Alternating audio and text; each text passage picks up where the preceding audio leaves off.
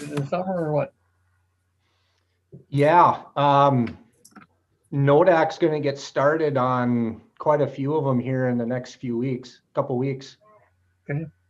Yeah, I got to go stake those locations out this week yet, but yeah, and then I'm working with Excel Energy has the 4 intersections on County Road 81 we're doing, and they have the jurisdiction there, and we have to hire a contractor to do those, and I've already negotiated that. Just some final details with Excel and the contractor get worked out, but that should be going here well, it'll go this summer, but yeah, hopefully in the next couple months they'll all be up and going. Will there be any on 3 or 6? There's a big intersection of County 5 and County 6. That's kind of out there in the middle of nowhere, but 5 and 6 will, yes. 1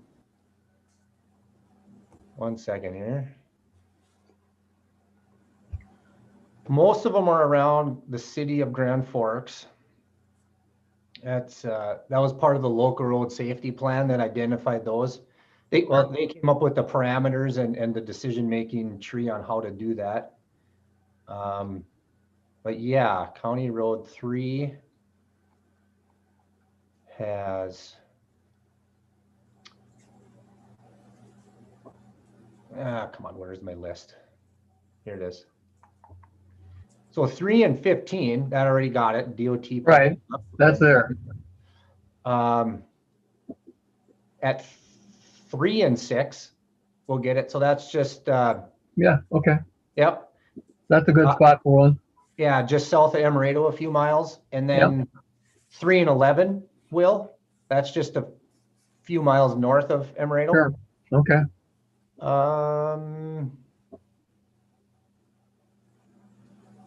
That's it for 3. How about 6 then? Well, 6 will get her all the way down the line. So if you take 6 and you start at County Road 3. I figured there'd be a few there. County Road 5, at 17, which is Columbia, at 81 in Washington, and then over at 8 at KNOX. Wow. Big project.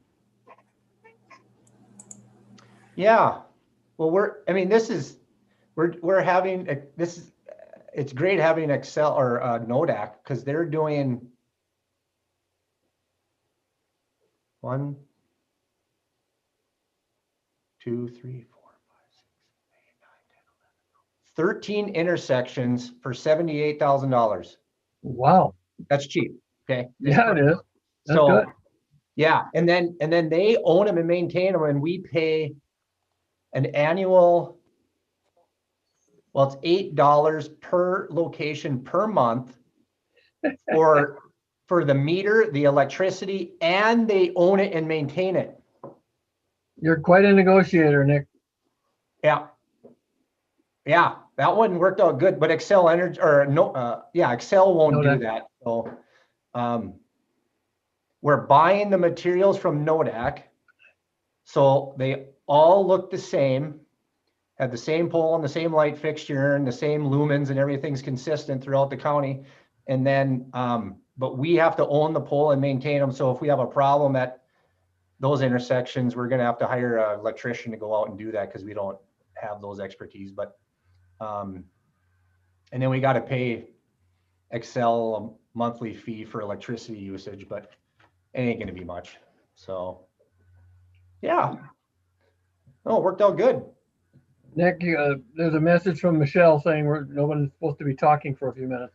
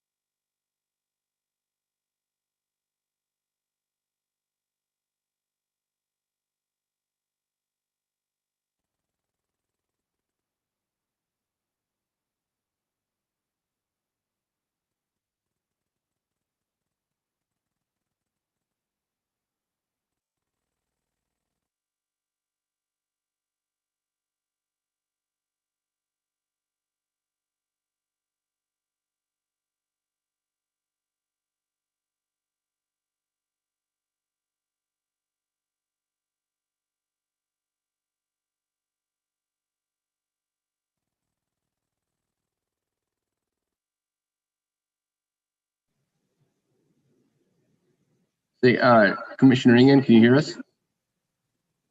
Hear me? How about that? You're back.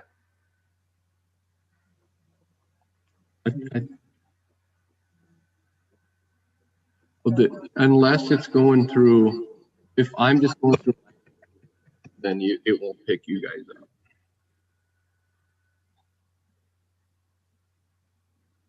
I wonder. You're kind of in and out, Tom.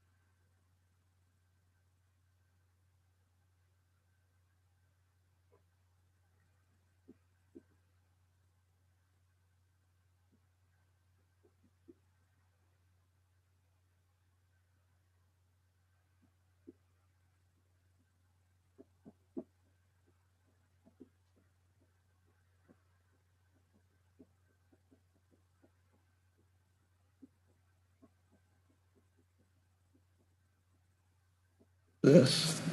Colin Kennedy. You can now? When it's not plugged in, When this is out. nothing's plugged in. And it works. It works?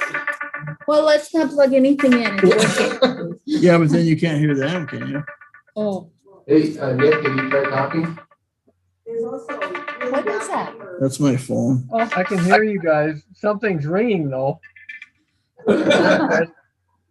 That's IT. All right. Somebody else. Can you hear me? That's it. So this is causing problems for That's some reason. weird. Can you hear me?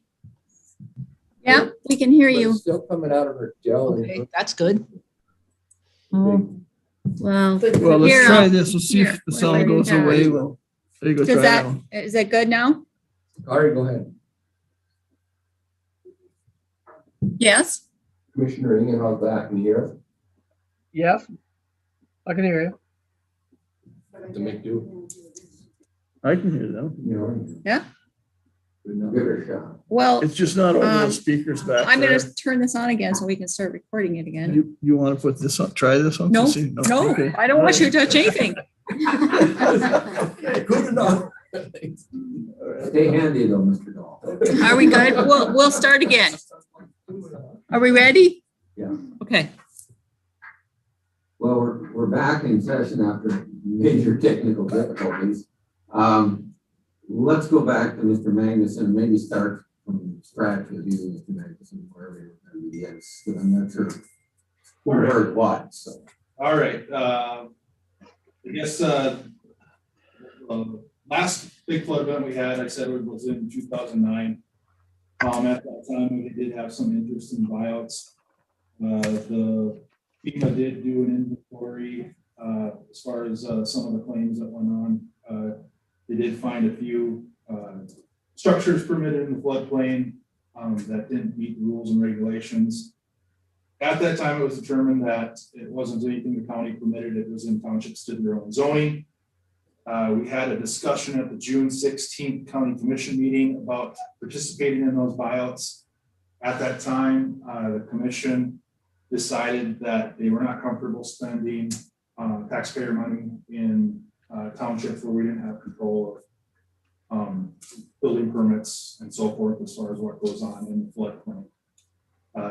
Also, the state's attorney reiterated that the planning and zoning, which includes floodplain administration, for liability reasons is an all or nothing deal. If the township wants to do their own zoning, that's perfectly fine, but it has to be an all or nothing deal. We can't partially participate in one thing and not the other. So at that point, we were directed to talk with FEMA and develop a letter to the townships explaining their options. Because there was some questions about whether townships could sponsor these hazard mitigation grants. And at the time, we did work with Lonnie Hopper and Ray Morell out of the state FEMA office. And they determined that one option was for the township to adopt the county's hazard mitigation plan. And then we would amend our plan to specifically reference those townships involved. They'd have to have a public comment period and fill out a questionnaire. But once that was completed, FEMA would recognize the townships as a sponsor or sub-grantee on the hazard mitigation grants. So that was one option. Other than that, they would also be able to consider a incorporated municipality within that township as a sponsor also. And to my knowledge, that's what was done after that point in time. We did, me along with the state's attorney's office, we did develop that letter. It was signed by the county commission chairman at the July 7th meeting in 2009. And to my knowledge, that's how the townships proceeded. I know that there was one for sure that went through because the property was bought out and the property is currently owned by the township. With that said, that's kind of where it sits right now in terms of where the past policy was in terms of dealing with these townships to do their own zoning and us participating in that. Anybody have any questions of Mr. Magnuson?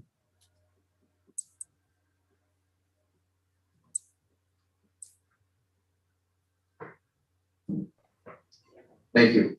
Sure. Say, I know just a moment ago, I noticed Commissioner Knopf, did you have a? Net West is wanting to speak. Commissioner Knopf, did you have a question? I had a question for Nick. Okay, we got it. And that goes back to the bridge, and he had indicated $500,000 for a bridge. And so my question to you is that, I don't want to say the cheapest, but the least expensive bridge that we could put in is the $500,000 one. I mean, we're serving one family, one household, no one else. Won't be anyone else. And so I was just wondering if there was a cheaper version, but a safe version of a bridge that we could put in. yeah, Commissioner Knopf, members of the committee. I'm going to learn a lot more about, I'll say, the cheaper bridge option as we go through the process for that one south of Northwood. That's going to be, I'll say, the cheaper bridge option, the prefabricated kind. I'm shooting from the hip at $500,000. I think that's fairly close, at least, for argument's sake here at this particular level. I can probably narrow down an estimate a little bit more if we get serious, but I don't see a bridge of that magnitude that would meet all the requirements being much cheaper than that. If the group remembers, if we wanted the concrete bridge option out by Northwood, that was $800,000. We can save save quite a bit by going to the metal style, but, I was just wondering Yeah. if the state has any special situations for bridges that are just the one household. And so I don't think Nick can hear you. could do some follow-up on that.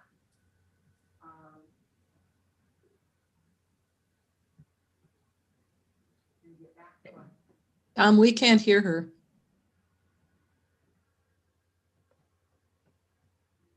I'm not sure they can hear us, you guys. Yeah, we can. okay. Yeah, that last question, I did not hear Commissioner Knopf at all, if that was her. Go ahead, try again. So my question is, can you hear me now? Okay, Yeah. so my question is that could you go back to No,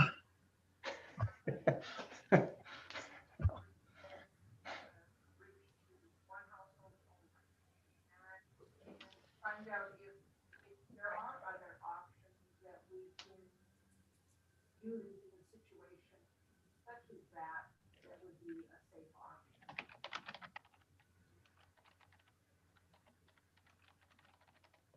I don't believe they heard you. Did you hear that, Mr. West? Did we ever? No, I heard her first like 2 words and that was it. So no, I did not hear. What Commissioner Knopf is wondering is that you could go back to the state and talk to them about if there's, because it's only the one household, can't hear this either. that there's some cheaper option available, although I'm afraid whether it's one house or 2 houses, probably doesn't matter as far as safety is concerned. I didn't hear that either. Ah. Okay.